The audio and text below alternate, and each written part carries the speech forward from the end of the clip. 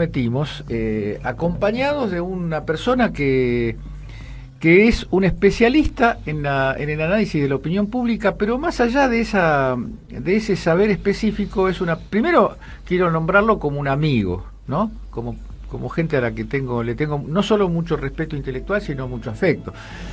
Pero además un tipo que no se limita a los números, no es un numerólogo de la política, es un pensador, por lo menos, de la política, y yo creo que también es una persona que tiene un vínculo histórico con la política. Por eso, a la hora de hablar de numeritos, preferimos hablar de números con una persona como Ricardo Rubier, con quien estamos hoy compartiendo. Te agradezco mucho, gracias por la palabra y por la invitación. Ricardo, vamos a empezar, sin embargo, por genéricamente hablando, las expectativas. ¿Cómo estás percibiendo más que lo estático de la campaña, aunque también si tenés cosas para decir en eso serán bienvenidas, lo móvil de la tendencia o lo que puede esperarse en el curso de estos días? Bueno, esto es una obra de teatro en varios actos. Primer acto, el segundo acto. Nosotros vamos al primer acto. Vamos al primer acto. La verdad, con un final abierto, sinceramente lo digo. El primer acto da la impresión de que, por lo que la gran mayoría de los colegas, mis números y demás dicen, habría un predominio numérico electoral de parte del Frente respecto al oficialismo.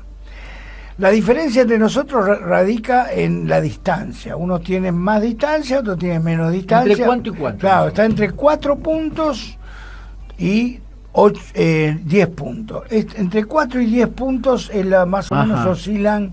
Está el 90 y pico % de las mediciones, está indicando ahí. Hay concentración entre 4 y 10 puntos. Indudablemente vamos a ver qué es lo que ocurre respecto a esto, pero la gran sorpresa sería que ocurriera todo lo contrario. O sea, la gran sorpresa sería de que el oficialismo pudiera imponerse en las PASO, obtener mayor número de votos. Ahora, eso nos va a dar, el resultado del 11 de agosto nos va a dar un diagnóstico a todos, ¿no? Es como sacar una tomografía, digamos, ¿no? Ahí vamos a ver bien. Y nos va a armar una situación posible o probable respecto a octubre. En octubre, con el número que tenemos hoy, si bien no podemos saber todavía el resultado de octubre, sí podemos ver por el volumen de votos que hay un conjunto de hipótesis que hemos formulado, y que los colegas también, respecto a octubre. Y no descartamos que en octubre, por el volumen que estamos hablando, teniendo en cuenta que nuestros números ya pasaron el 40-40, están en 40-41, con indeciso todavía para el Frente, que pueda haber una posibilidad de triunfo en primera vuelta. O sea, no lo descartamos. Todavía no lo podemos asegurar, no lo podemos ni siquiera sacar una probabilidad. Esto va a haber que hacerlo después del 11. Porque además hay un factor, Ricardo, que hay que tener en cuenta, que por ahí se habla menos, y es cuánta gente no va a ir a votar, y vota en octubre. Esto en el 2015 fueron 2 millones de personas. ¿Qué porcentaje es eso? Y eso es aproximadamente, claro, es un porcentaje que se acerca al 6-7%. Y después, en el 2015 fue a votar. Fue a votar en la elección de octubre, no votó en las PASO. No votó en las PASO y votó en la primera vuelta. Claro. O sea, hay una cantidad de gente que sabe o tiene conocimiento de que la PASO no tiene ningún efecto político definido. ¿Y cómo definirías institucional definido? Entonces no va. Ese porcentaje es, así intuitivamente digo, que gente más bien preparada, que sabe distinguir una primaria de una elección que define. Exactamente, que tiene un conocimiento, una información, que sabe que no tiene ningún efecto institucional y dice, bueno, ¿para qué voy a ir a votar a la PASO? En cambio, la elección de octubre sí sabe que esa elección es decisiva. Que define. No solamente te puede definir un presidente para que no haya balotaje, sino sí define los gobernadores. Claro, sí define, claro. sí define la gobernación de la provincia de Buenos Aires. Claro, que es la batalla de las batallas, ¿no? La batalla de la batalla. ¿Y ahí cómo está eso? Aprovecho para... Bueno, también ahí lo que tenemos es la diferencia, el promedio de ventaja del frente respecto al oficialismo es mayor que el promedio nacional. A presidente, ¿no estás hablando? Estamos hablando a presidente. Ahora se produce en la provincia de Buenos Aires un corte de boleta que está intentando, vamos a decir así, salvar a Vidal de Macri, por decirlo así. Sí. O sea, tratar de rescatar la posibilidad de reelección de... ¿En cuánto anda el corte? Bueno, cuando nosotros, en el 2015, para tener una idea, fueron 6% el corte. Hoy tenemos un corte que supera el 6%, pero la diferencia entre Macri... entre Alberto y Macri. Entre Alberto y Macri es una diferencia que está hoy alrededor de los 10, 11 puntos. Por lo tanto, lo que necesita Vidal es un corte mayor que el del 2015. Casi un corte pleno de lo que se anuncia en las encuestas, que nunca termina de ser así. Claro, ¿no? Pero ahí cuando vos me preguntaste, bueno, pero ¿cómo es el...? Bueno, ahí tenemos un problema, y es que cuando repreguntamos si va a haber corte, la promesa de corte es mayor a lo que después la realidad indica. Tenemos que tener mucho cuidado. Te voy a decir el número. Nosotros preguntamos en la provincia de Buenos Aires si estaba dispuesto a cortar, y casi un 20% nos dijo que sí. Pero ese 20% seguramente no va a ocurrir. Nunca se da. Nunca se da. Por lo tanto, estamos, digamos, ahí en números muy finitos la posibilidad. Nosotros lo que tenemos, a pesar de que todavía indecisos, que te dicen, no sé si voy a cortar o no. O sea, tenés otro grupo que son indecisos, que te dicen, y no sé si voy a ir a cortar o no. Y más ese 20% que te está diciendo, sí, voy a ir a cortar, pero nosotros pensamos que no va a ocurrir. En números, me dijiste la diferencia, en números gruesos, así, Alberto y Macri... Son 10, 12 puntos de diferencia. Pero ¿en qué números? 40, no, claro, ahí está superando también 40, se va un poco más arriba que el promedio nacional. Eso es un dato que 43, vale... 44 y 34. Bueno, es un número de primera vuelta casi. Para si se diera eso en escala nacional. Exactamente. Ahora, eso tiene importancia ya entrando en un terreno más analítico de la política, no solo por lo estratégico de la provincia de Buenos Aires, sino por el envión que presupone el resultado ese en primera vuelta, para la eventualidad de que hubiera un balotaje. Exactamente. Más la situación de paradoja, que quedó a vos como un hombre de la ciencia política te interesa sobremanera. El tema de las paradojas que se puede dar, que Vidal pueda ganar en la provincia y perder la presidencia. Y Alberto las martingalas que se pueden llegar a crear son... Lo cual da un escenario político. Bueno, y el año... Bueno, no, en realidad con Scioli no se dio, porque cuando se pensaba que ganaba Aníbal, también se pensaba que ganaba Scioli. Lo que ocurrió fue las dos derrotas inesperadas. Inesperadas, incluso, yo no recuerdo bien, pero creo que poco anunciadas en términos de predicción, ¿no? Sí. Bueno, ahí en el 2015 hubo una situación, digamos... Algo sabíamos respecto a la candidatura del Frente para la Victoria en la provincia, ¿no? Y sabíamos que tenía puntos débiles. Lo mismo que ahora, el cálculo que hacíamos del corte de boleta te estaba dando por ahí. En última instancia, la victoria de Vidal tampoco fue una diferencia enorme. Claro, aparte Macri perdió. Macri perdió en la provincia de Buenos Aires. Exactamente. Lo que ocurre es que Macri, lo que está pasando con Macri, caso Córdoba, es que en Córdoba le está yendo bien, pero está sacando menos votos que en el 2015. ¿Menos que en la primera vuelta o menos que en el...? No, menos que en la primera vuelta. O sea, está cayendo, en general, el oficialismo, ya lo vimos en las elecciones provinciales. En las elecciones provinciales, efectivamente. Ahora, yo te hago una pregunta ya más táctica, estratégica. Mirado desde la perspectiva de Alberto, que es desde donde yo lo miro, digamos, hay como un hiato entre lo que tiene Alberto y lo que podría llegar a tener. Y la pregunta es, la campaña de Alberto, la del principio, la del medio y la de estos últimos días, ¿cómo la ves en cuanto a la aptitud para recorrer ese hiato?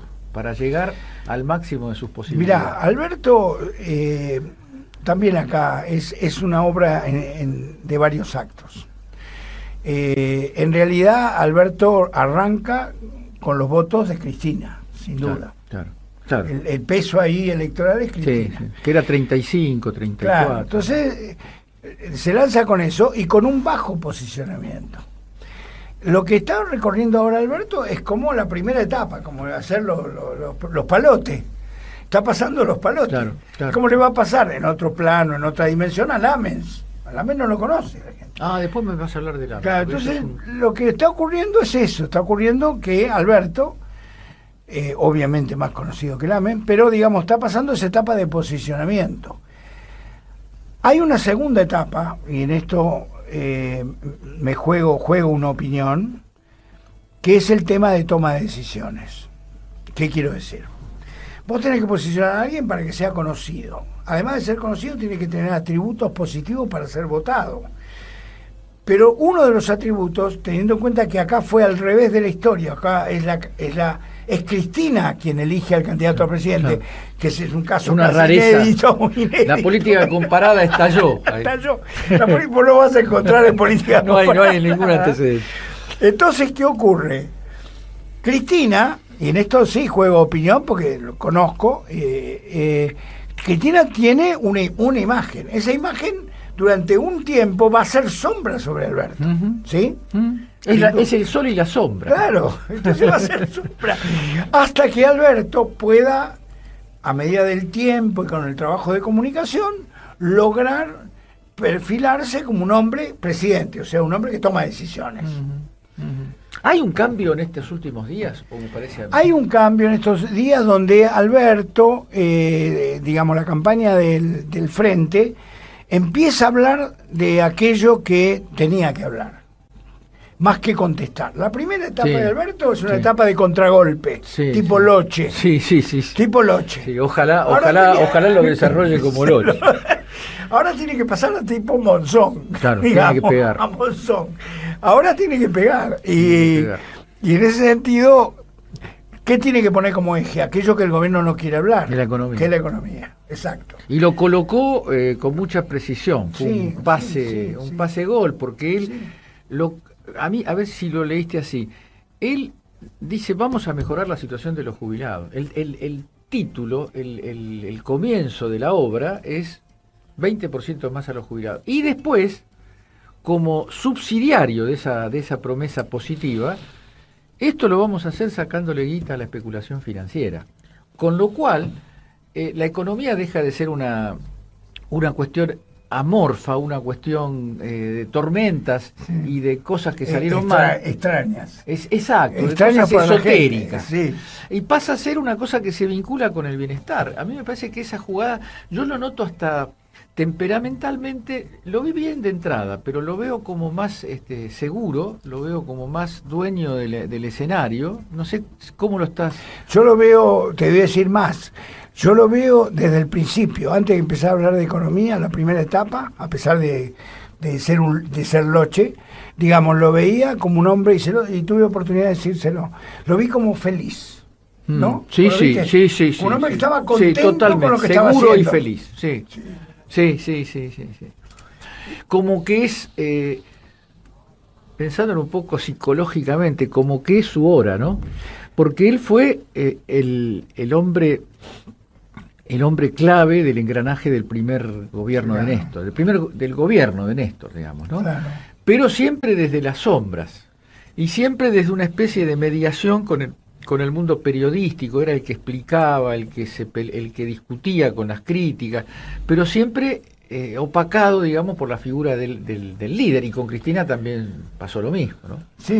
Y que ahora ve como que es su momento, ya no es el momento de otro, es el de él. Sí, yo creo que la sorpresa, me imagino que debe haber tenido cuando le ofrecieron semejante cosa, pero la ha podido resolver bien esa sorpresa, porque yo lo veo para afuera.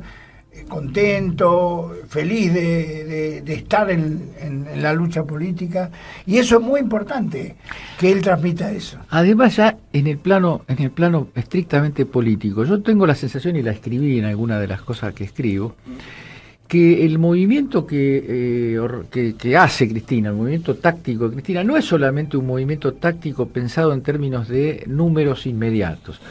Yo creo que ahí hay un pensamiento sobre la roca dura que encuentra el movimiento nacional popular en los sectores medios, en el modo de organizarse del capitalismo argentino, todas los viejos traumas del antiperonismo, ¿no? Es decir, es un juego a mediano y a corto, a mediano y a largo plazo. Para mí es una jugada hacia afuera y hacia adentro, ¿no? Hacia adentro también. Sí, por supuesto, que desorientó a Dios y María Santísima, claro. Por supuesto. Entonces me parece que la señal de decir que da Cristina es vamos por acá, vamos por este camino, como un camino. Tal vez alguien dirá, bueno, tiene una dosis de posibilismo, bueno, ¿no? Pero bueno, la política también ahora, es el arte de lo posible. Claro, si vos juntás la decisión política con la discursividad que le sigue, la de Cristina, que es se refugia en su condición de presentadora de su propio libro para sostener a veces dramáticamente y con muy buena, como es ella, digamos, con mucha claridad, los grandes lineamientos de lo que tiene que ser la Argentina, el contrato social. Claro. Ahora, al mismo tiempo, el candidato a presidente compagina eso con una serie de promesas como de aflojamiento en las formas, ¿no? Como de vamos a ver si vamos a darnos una oportunidad de armar un periodo de democracia donde no sea el triunfo del otro sea la derrota necesaria del resto, ¿no? Sí, además yo creo que tiene muy en cuenta, con un sentido muy realista, la etapa. Claro. La etapa. Claro. La etapa mirando afuera y mirando adentro. Geopolíticamente estamos en un enredo importante. O sea, vos tenés hoy muchas dificultades de anclaje para una alianza entre naciones. Sí. Regionales. Sí. Tenés muchas dificultades. Sí. Y mirar fuera de la región, en este vacío que tenemos en la región, es más problemático. Afuera de la región hay donde conversar, pero el problema es que Argentina solo no lo puede lo puede ejecutar eso. Claro, exactamente. Así que yo creo que es el máximo intento de pasar a otra escena, no de mejorar la propia posición dentro de una escena, sino construir otra escena, que no tiene por qué se renuncia a los objetivos. Yo creo que no lo es. Por supuesto que los objetivos siempre funcionan en la vida, en lo que vos llamás lo posible, eso también existe, es así, ¿no? Lo posible. Sí, yo creo que además es y inclusive lo llegué a escribir en un artículo donde puse la imagen de que el bastón de Mariscal va volando a las manos de Alberto. ¿No? Está volando a las manos de Alberto. Es así. Está bien porque no está todavía. Todavía no está, claro. Pero sí tiene una oportunidad histórica. Ahora es de un misterio, ¿no? Porque hay que manejar esa alianza después, ¿no? Vos que una vez que yo viviste en la Argentina, sos testigo de, yo lo dije quizás un poco imprudentemente apenas sucede esto, ¿no? Las experiencias de doble poder o de doble comando no funcionaron bien en Argentina. Esto tiene que ser una novedad en ese aspecto, y es una novedad de muy difícil construcción, porque no están solo los personajes, sino sus respectivas troupes, ¿no? Sí. Está esa tensión natural. Sí, claro, sí. Y en la gente cuando y además, hay que manejar lo que yo llamo, hay que manejar la demora. Una vez que te instales en el gobierno, hay que manejar la demora. Quiero decir que vos no podés resolver todos los tiempos. Todos los tiempos. La CGT no le puede dar todas las respuestas a las 24 horas. Claro. Eso sí, hay un plazo. He hablado con muchas personas sobre esto. Hay más o menos como un plazo racional, intenso y relativamente breve, donde hay que dar señales muy fuertes. Claro. No tenés tampoco tiempo para decir esperen que me estoy ordenando, ¿no? Tenés que producir hechos. Sí. Porque sin lo eso urgente. Y yo creo que ahí hay comunidad de mirada en relación a que lo urgente es parar la penuria de los que la pasan peor. Exactamente. Lo cual además, como ya se mostró con Néstor, es reactivador de la economía. Sí, sí, claro. Sí, y cómo esta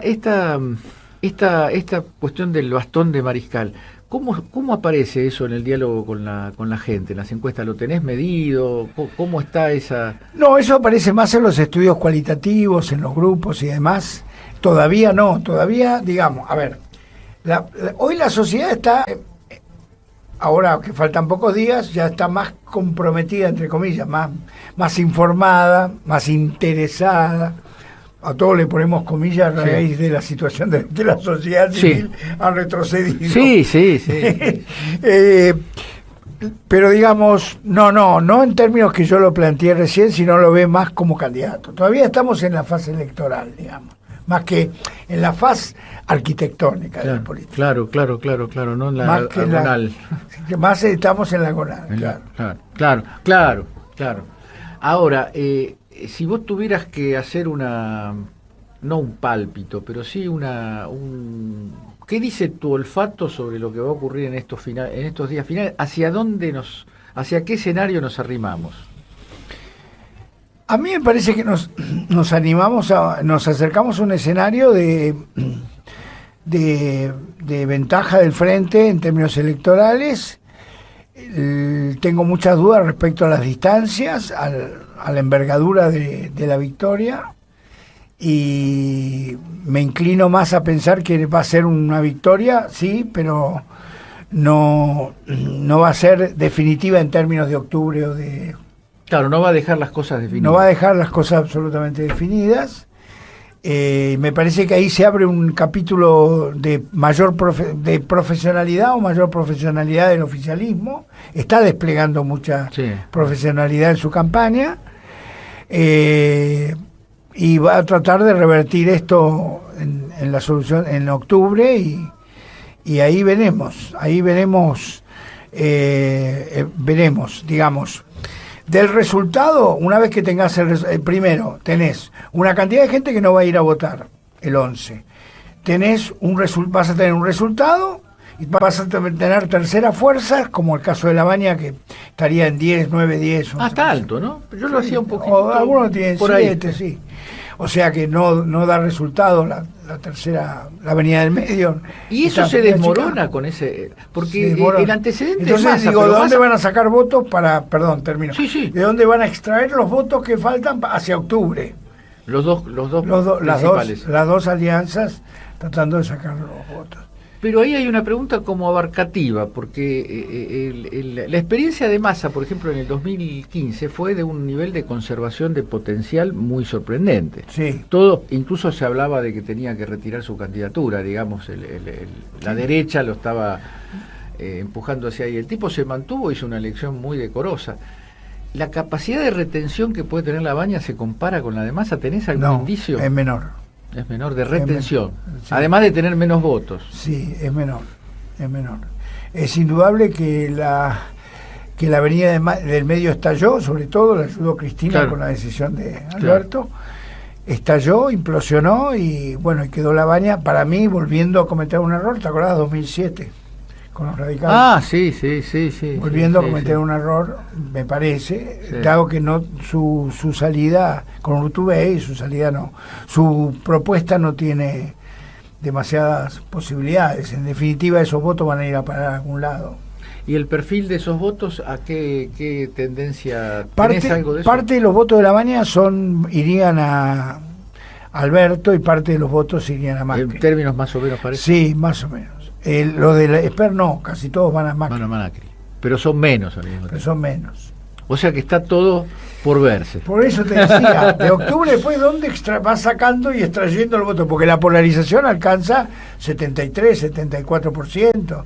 Es una polarización alta. Alta, relativamente alta. Comparada con la de Luder Alfonsín, 91. 91, sí. Y pero esa fue la más comparada con el 2003, que fue bajo. Bajísima. Las dos primeras fuerzas sacaron 40 y pico, 50. Sí. Bueno, llegó nuestra hora. Bueno, te quiero agradecer mucho, y ojalá podamos vernos. Gracias a vos por invitarme.